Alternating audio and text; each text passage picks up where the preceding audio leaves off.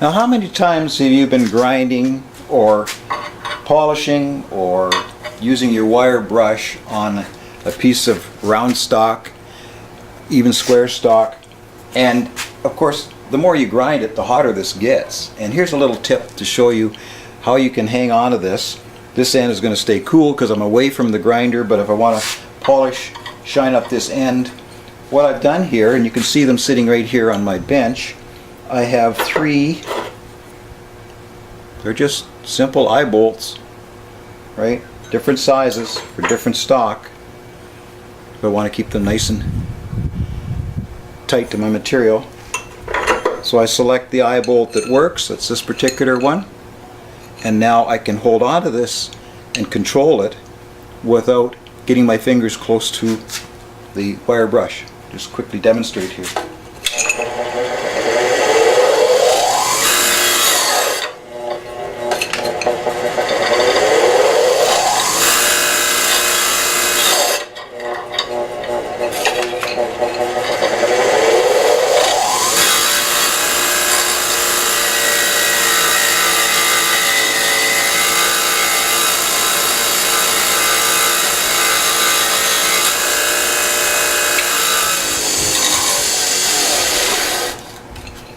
Now you can see what happened there. The wire brush grabbed the stock, pulled it into the wire brush. Now if I had had a finger here, I could have got a finger in there if I was holding out here.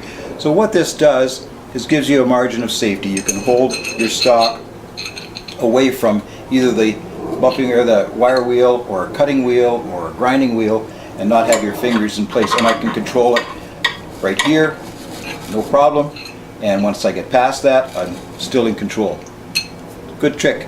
Find yourself some eye bolts, new or old, doesn't matter, or something similar, and leave them on your workbench so that you can. They're handy when you need to hold on a piece of stock. That's another tip from the Handyman's Haven. Okay, I'm going to show you how my little attachments work here by cleaning up this piece of threaded rod that I'm using for a project right now, and I'm just going to clean it up. It's a little bit rusty and so on, but first thing you'll notice, I'm going to be using the wire brush here, and those of you that are professionals or know better will realize that you never wear gloves when working with a grinder or a wire brush without being extremely careful. Now, I don't wear leather gloves for the simple reason that leather will catch, tear, pull your fingers into the brush. I wear these cheap, just a rubber faced glove, and I've struck the wire brush before with it, and all it does is peel the rubber away.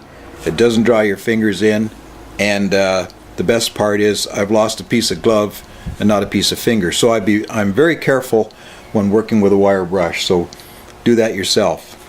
Okay, let's get on with it. We'll do some cleanup here.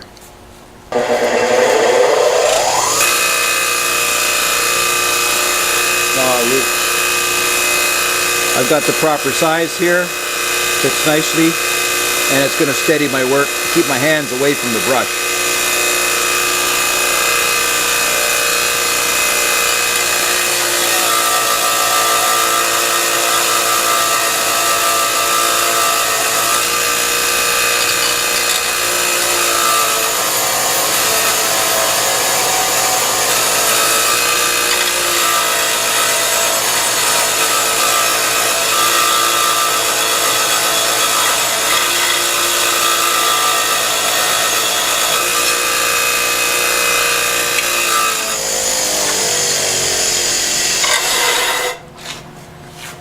There you go. See how nicely I polished up my threaded rod, and you'd notice my hands were nowhere near the wire brush. My right hand was way back on the rod, and the other one was on my control here. So that's a tip. Use it, protect yourself.